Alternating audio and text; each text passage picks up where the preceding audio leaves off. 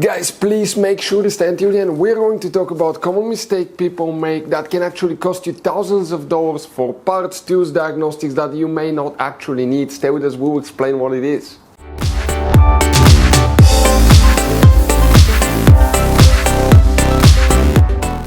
Hey guys, welcome back to Auto Repair Guys. Super quick, very helpful video for any of you trying to find where the climate control fuses and relays are located on Mercedes C-Class Generation W205.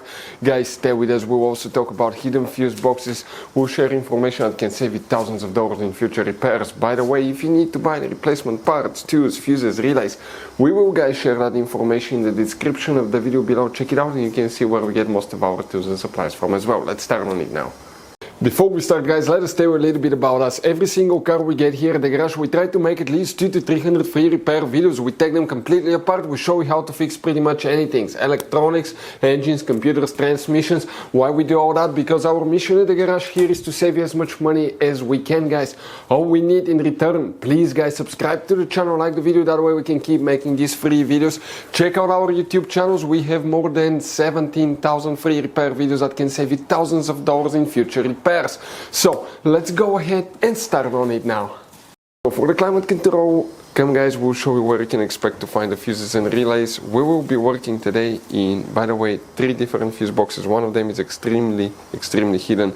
Now, quick advice guys, 9 out of 10 owners of that Mercedes do not know where all their fuse boxes are located. You may have up to 6-7 different fuse boxes. That's why we made one special video on our YouTube channel that's called Mercedes W205 fuse box location and diagram. Check it out, it's a video that can save you thousands of dollars in repairs. Here guys, what we need to do now, we need to open the driver door, and on the driver's side here, I want to show you now. Once you guys open the driver door, you see that cover on the side of the dash. It's removable, and behind it you have a fuse box. That's the driver fuse box. Before we guys continue, let's explain quickly why it's always a good idea to test fuses and relays. So guys, let us tell you something really quick guys. People make one common mistake. They never test fuses, relays, they look at them and they assume they're good. At that point, they think they have a good fuse or relay and they start replacing modules, computers, parts that can cost you thousands of dollars in repairs guys. Always test your fuses. You have no idea how many cars we fixed for customers that said, oh, I checked the fuse, everything's fine, but I still have a problem.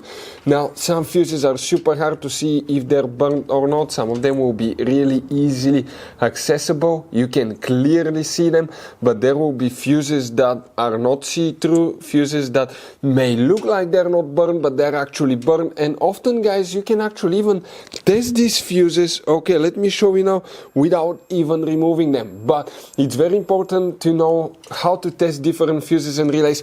And if you want to see how to do that guys, we're going to put that link to a video in the description of the video below, how to test fuse, how to test a relay. Always check that. I want to emphasize that enough because it could be a really simple fix. And here guys, what do we need to check now? Okay, let's explain. We need to check here 2 fuses, then we need to go check a few more fuses, relays in different fuse boxes. And starting guys this way, okay, that's fuse now 200, 201, 2, 3, okay, you keep counting down 4, 5, 6, 7. 207 will need to be checked guys, and fuse number 209 right here. Those are the ones that you need to check here. Then you need to come and open the passenger door, and on the passenger side in the footwell compartment on the A pillar you have a cover on the plastic trim. Open that cover, behind it that's the passenger fuse box. Here we'll be checking a few more things, and we need to go find one really hidden fuse box. Here we need to guys check fuse number 311. If you have that one, you may not, depending on the climate control option that you have, but if you have it, it may be right here that you need to check. The next thing guys, okay, that you need to check, you see these fuses here, that's known as MF2 and MF3. These guys fuse consists of 6 individual fuses built in one, the same thing on this side. One of those will be okay for what we're looking today as well. So go ahead, remove these 2 fuses and test all different fuses and check them out to make sure they're not burned, because those are responsible for the climate control and the heater as well. Next guys, okay, that's where things become interesting. Behind the glove box, if you remove physically the glove box towards the left side, on the firewall, on the back side, in the dash, you're going to have, guys, okay, behind the dash a prefuse box that looks like this one. You have multiple cables going in, and if you open it, that's the layout right here. Guys, here there is one very important fuse that we will need to check, and you wonder which one it is, guys. This fuse number 1, 2, 3, fuse number 3, that fuse right here, that 40 amp fuse, that's the one, guys, that you will need to check. Now, if you still have problems, guys, we'll recommend to check, okay, the front SAM module, SAM module as well, rear SAM module. If you want to know which fuses control them, we have the video about front and rear SAM module on the channel, guys, because they could be responsible for the climate control and the heater as well. Guys, quick advice. Now, that generation Mercedes, it has all kinds of different fuses and relays. I want to show you some of them. Those are super special ones as well, guys.